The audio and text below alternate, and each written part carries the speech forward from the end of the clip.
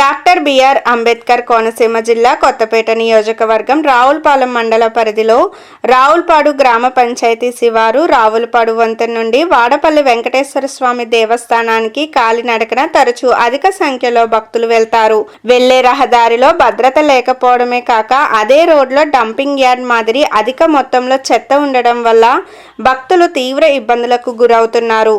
ఈ రహదారికి ఇరువైపులా నివసించే వారి వల్ల భక్తులకు ఇబ్బంది కలుగుతుందని వారు వాపోతున్నారు. అసలు ఈ రహదారి ఇరువైపులా ఉన్న ఇళ్లకు అనుమతులు ఉన్నాయా, అవి పంచాయతీ అనుమతి పరిధిలో ఉన్నాయా అనే అనుమానాలు కూడా కొందరు వ్యక్తం చేస్తున్నారు. కావున సంబంధిత అధికారులు ఈ ప్రాంతంపై దృష్టి సారించి ఈ మార్గం ద్వారా కాలినడకన వెళ్లే భక్తులకు ఇబ్బంది కలగకుండా చూడాలని భక్తులు కోరుతున్నారు.